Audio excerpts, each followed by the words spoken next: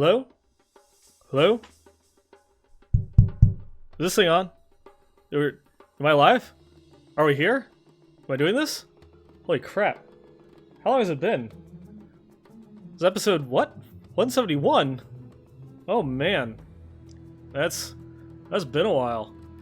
I don't even know how to do a show anymore. But I do thank you all for going through and tuning in for tonight's episode. And I apparently messed up the show title already. I just noticed that. So I'll have to go through and get that fixed. Fix it here in a second. But yeah, just to show how long that it has been. I know that the last episode for episode 170 was It Lives, because I had missed an episode, and then now it's 171. It still lives because I missed an episode again, and I'm very sorry about that. There's been a lot of problems with consistency, just in my whole schedule, both with work and real life and all other types of stuff. That's been it's been impacting the show, and for that I am sorry. It's been impacting like my work over at Diablo Fans.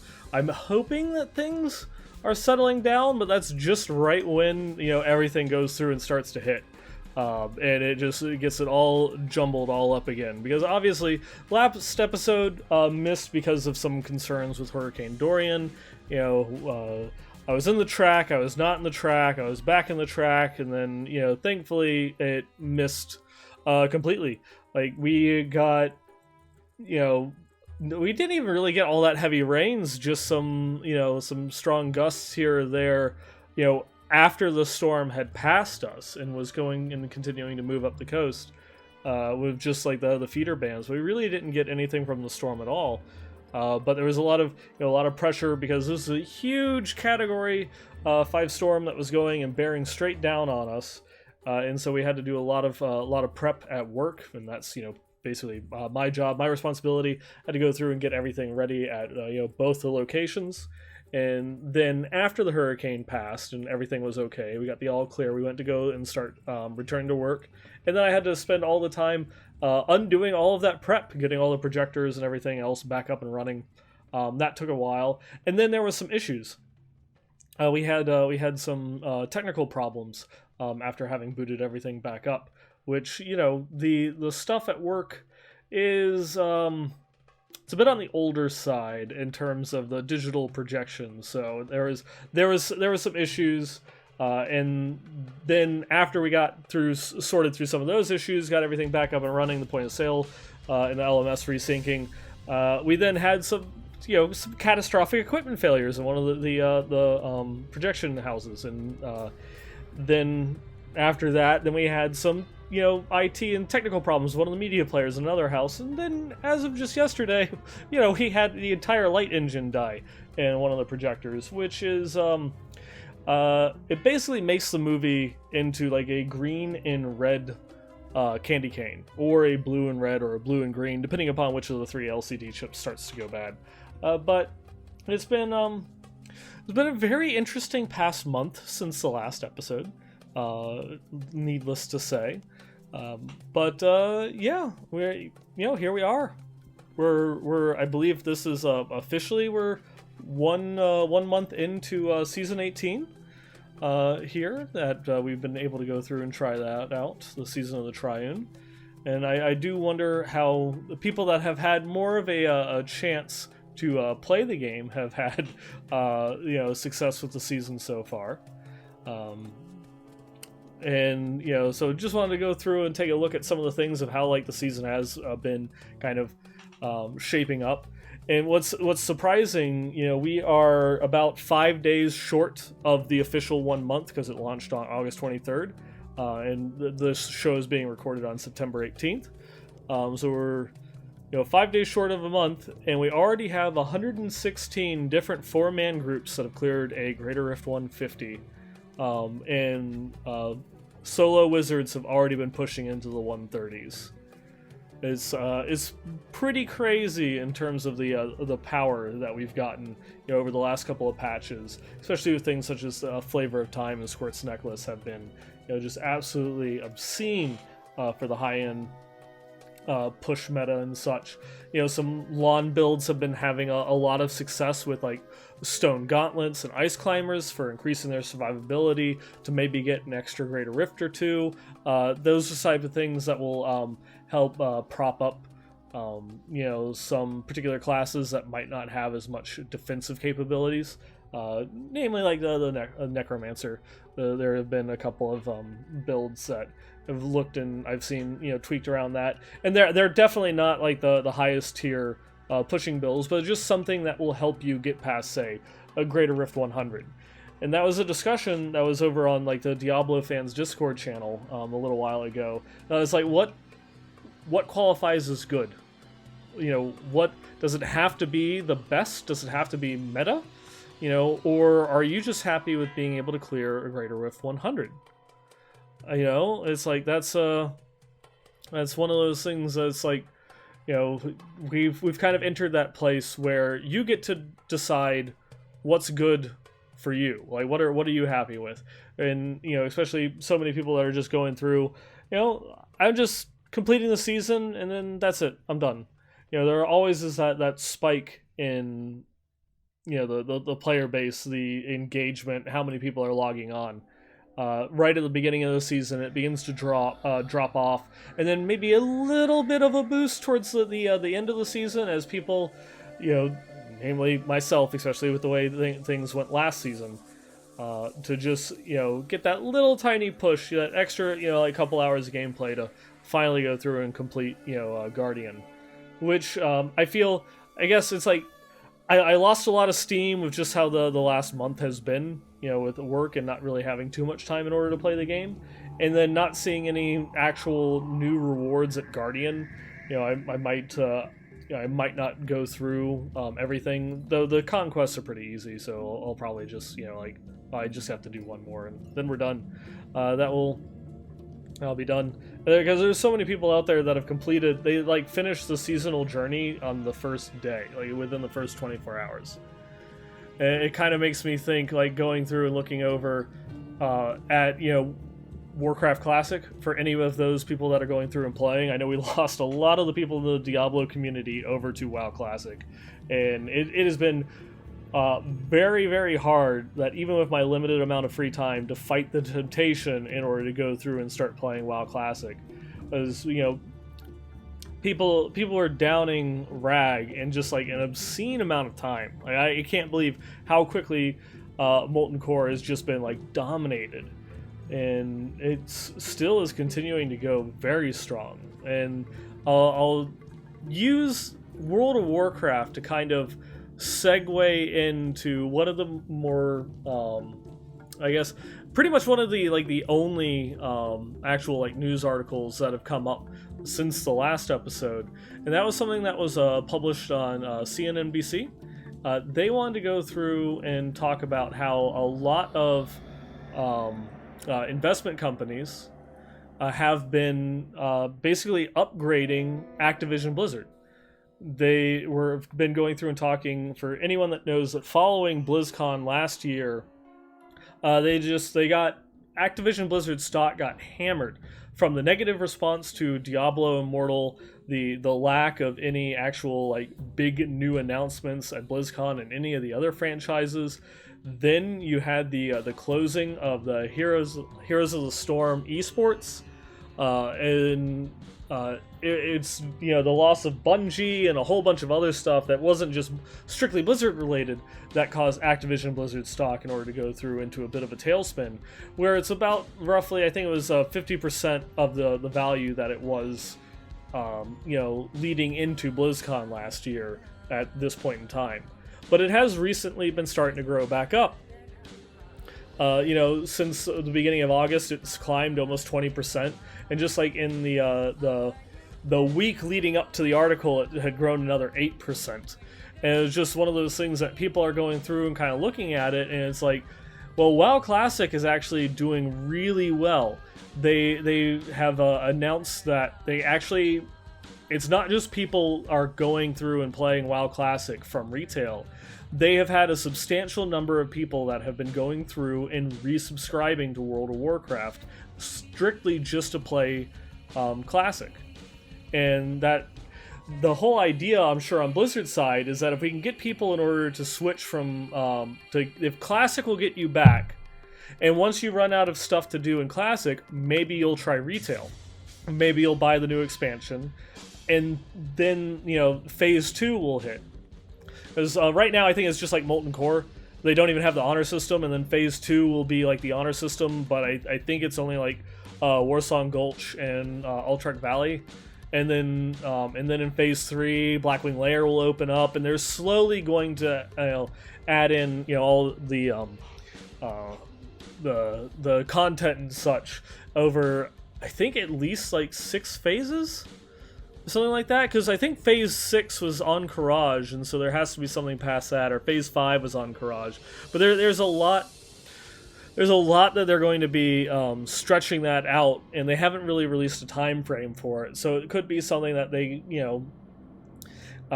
use that to fill in content gaps with Battle for Azeroth. Though we just released a new raid, we're not going to do anything for Classic. People are really going through getting it. We've had the World First and all that. And a month after the raid release, now we'll release the next phase in Classic, so that way we can keep you engaged. We're gonna give you the content that you want across 2 different titles, which is kind of genius at that point.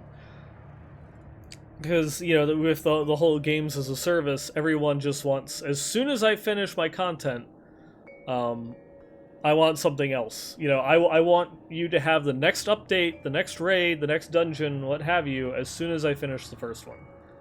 And that's just what a lot of gaming has become. Otherwise you go through and play something else. But you have so many options nowadays that it's hard. It's hard to try and keep a gamer within a solo game, because it's like, I'm done with Diablo 3. I'm gonna go and play the new Path of Exile League. I'm gonna play Blight. That's all done.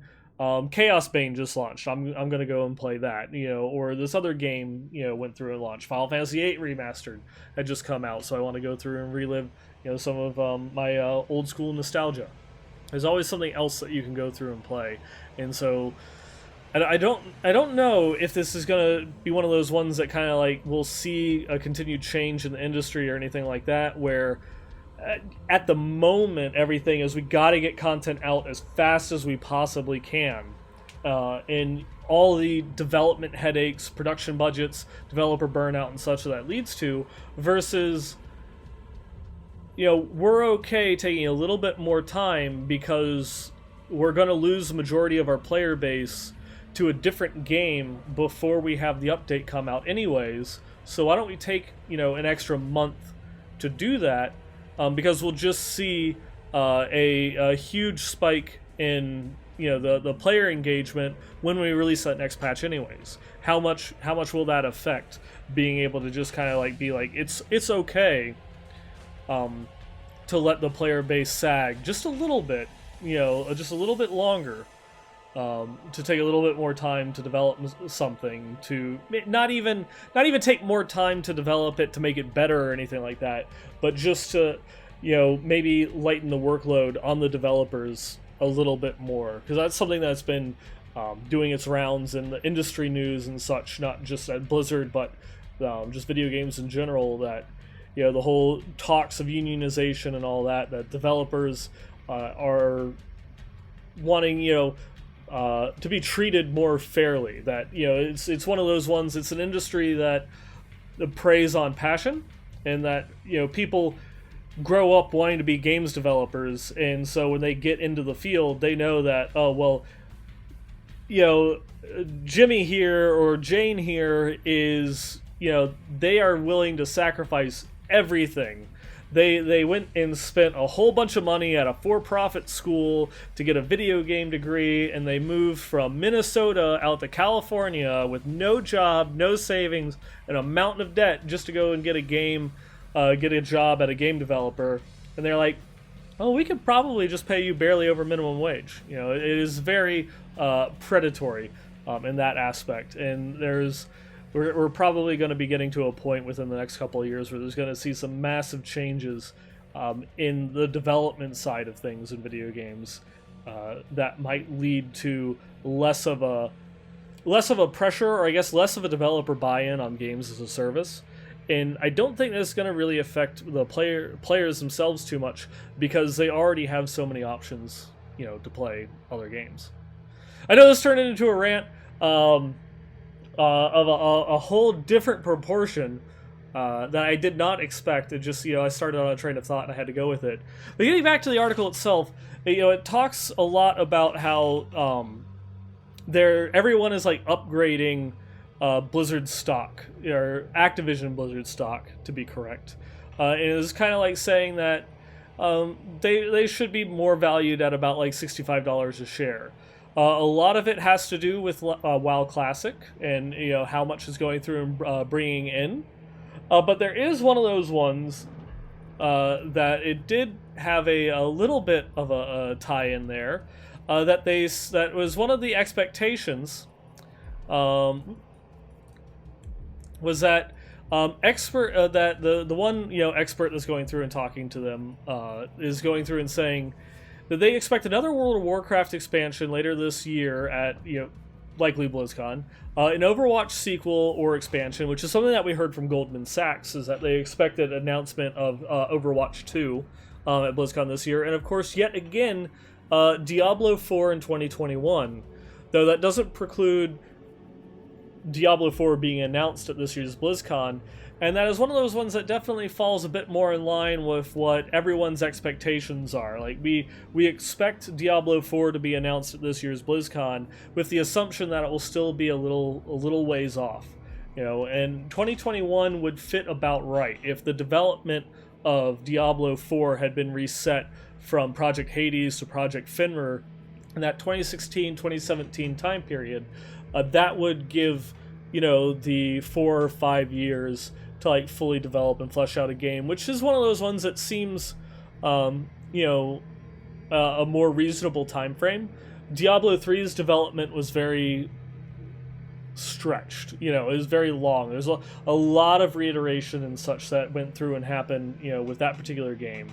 And I'm sure that's something that they can take to heart with learning a whole bunch of lessons when they go to make Diablo 4, with things that they just need to focus on, things that they need to zero in on, and we'll see. That is definitely one of those ones. I say that all the time, but there's a lot of eyes on this BlizzCon. I'm excited to be going. I'm excited to see a whole bunch of other Diablo personalities that are going through, and they were kind of on the fence. I'm not sure if I'm going to go. I'm not sure if this year's worth it. What have you. And then more and more every week, I see another person that's like, screw it, I'm going. And so it's awesome. It's cool. It's getting the gang back together and all that, and I'm gonna be looking forward to seeing everybody at this BlizzCon. Being in that front row. And then just having my mind blown by whatever it is that they have to announce as far as Diablo 4 goes. And we all hope that it won't be a repeat of last year with, setting our expectations too high.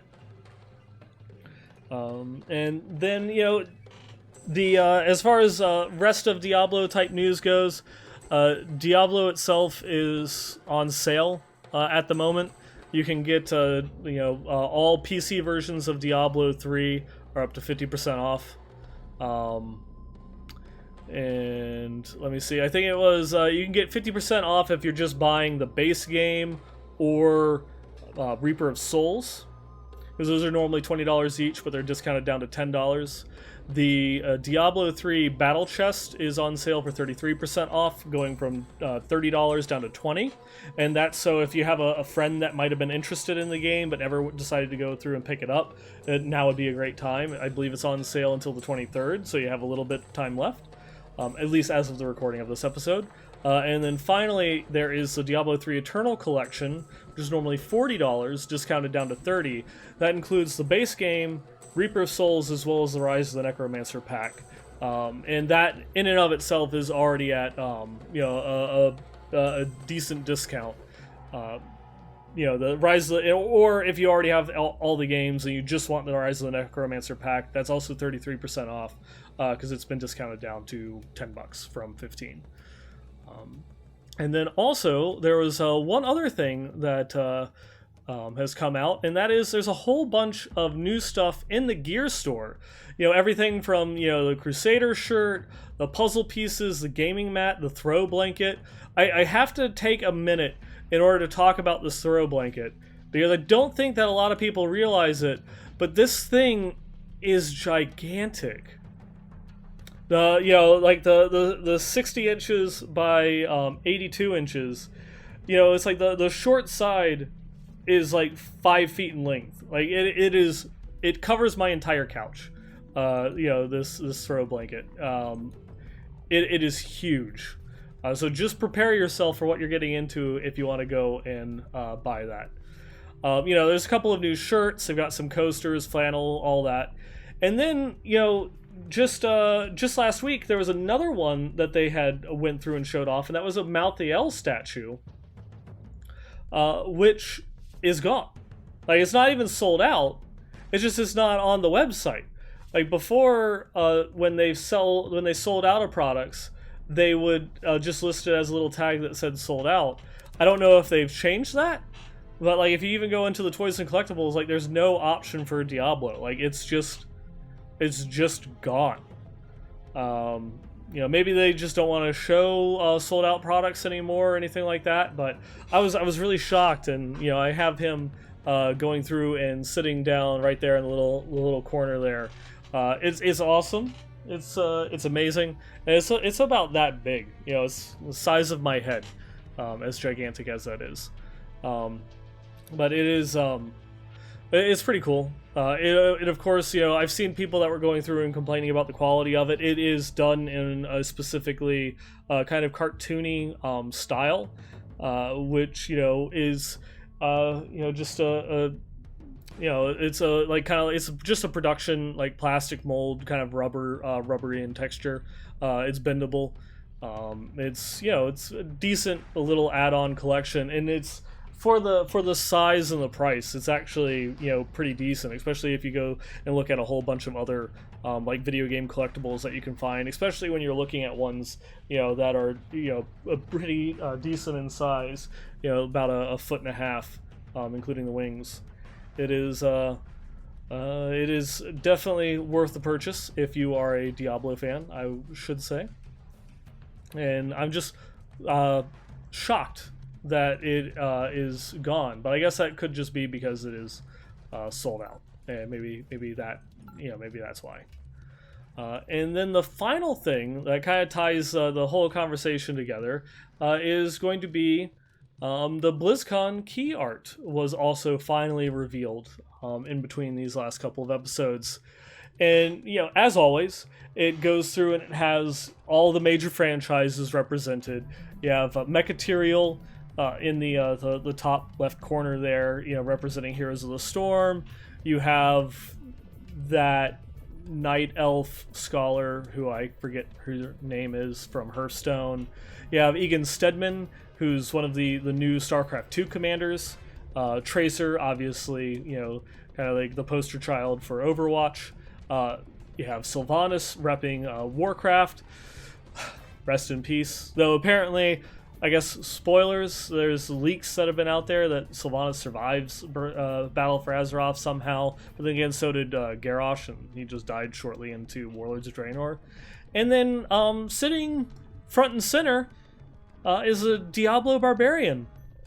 Our grand poobah of badassery there, sitting and staring all stoic off into the distance.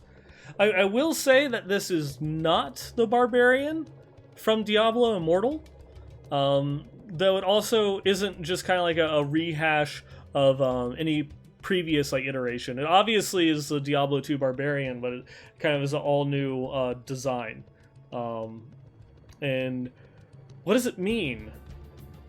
Likely nothing. The key art for the BlizzCon has long been disassociated with anything meaningful coming out of the convention itself.